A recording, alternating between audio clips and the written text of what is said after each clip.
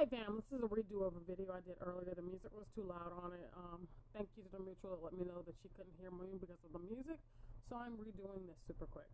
So pretty much, it's about 2 years ago, I discovered that all the various full moons have a name. And all the names are linked to something that happens during that month. Some of it's linked to what's going to happen for a season, or some of it's linked to just a transaction that may happen that month.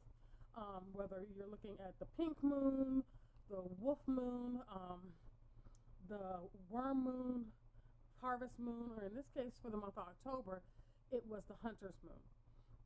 Each of these names come from the indigenous Americans based off of what was happening that month or what tasks needed to be performed that month. And I was debating about it. I said this earlier. I was debating about whether or not I was going to share this publicly. And I chose to share this. I created this on the week of October, the 15th, 16th, 17th, for the full moon on the 17th. This is one of our homeschooling crafts, and one of the things I'm choosing to do with Lady J is to ensure that she understands the moon cycles and the importance of the moon cycle.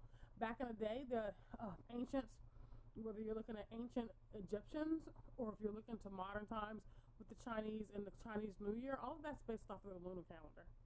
And typically with something like Chinese New Year's is based off the fact of the first new moon to the first full moon. And that's how they cycle Chinese New Year. But for the indigenous Americans, whatever needed to be done for the season again was based off of the moon.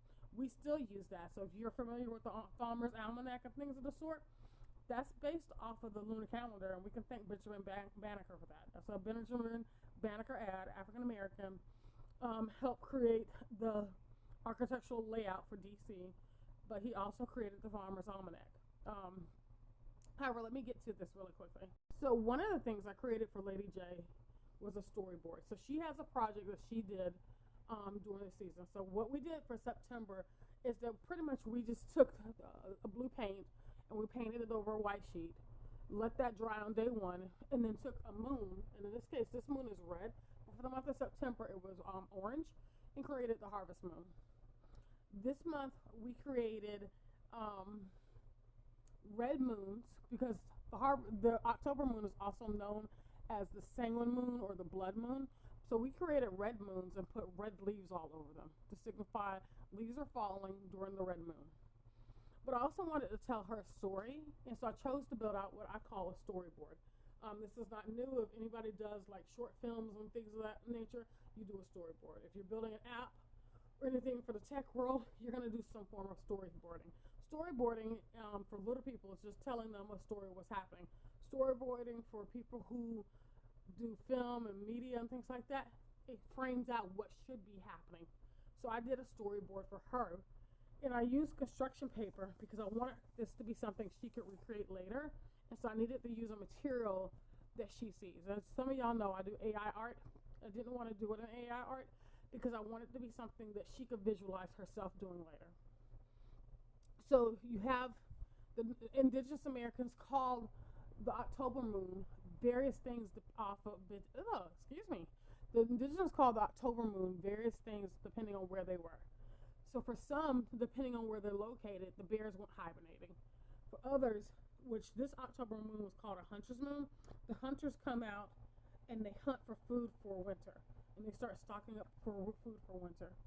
To others, it was first frost on the river. To others, it was first frost, period, on the land. For hibernation, other animals hibernate as well, so I put this in. Then some others called it a migrating moon or a traveling moon, and that was to signify birds and animals that migrate for the winter time.